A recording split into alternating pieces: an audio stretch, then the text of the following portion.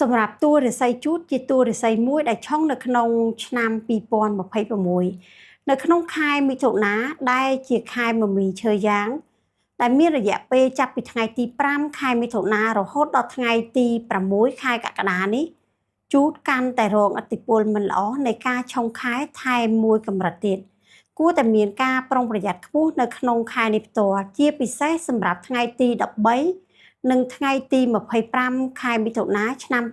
2026នេះចន្លោះម៉ោង11ទៅម៉ោង1ថ្ងៃត្រង់ចំពោះមុខរបរអាជីពការងារគួរតែមានការចាត់ចែងគ្រប់គ្រងនៅកិច្ចការងារដែលមានស្រាប់នឹងដោយការប្រុងប្រយ័ត្នខ្ពស់ទ្រព្យសម្បត្តិគួរតែគ្រប់គ្រងនៅចំណូលចំណាយលំហូរសាច់ប្រាក់ជៀសវាងនឹងការខាតបង់លុយកាក់រីឯបញ្ហាទំនាក់ទំនង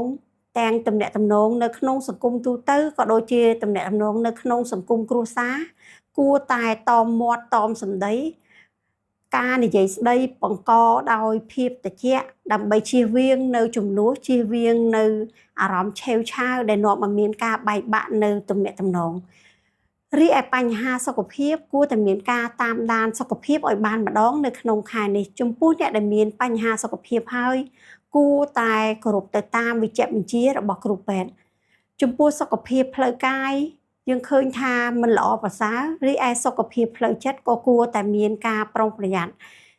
គួរតែមានការបន្សាយអារម្មណ៍ការធ្វើសមាធិដើម្បីកាត់បន្ថយនៅអារម្មណ៍ stress ស្មុគស្មាញឯកានៅក្នុងខែនេះរីឯការបើកបរគួរតែមានការប្រុងប្រយ័ត្នក្នុងការបើកបរដោយការប្រុងប្រយ័ត្នខ្ពស់មិនគួរមានការធ្វេសប្រហែសដើម្បីកាត់បន្ថយនៅគ្រោះថ្នាក់របួសស្នាមជាយថាហេតុជូនពរសំណាងល្អសម្រាប់ឆ្នាំជូតនៅក្នុងខែមិថុនានេះផ្ទាល់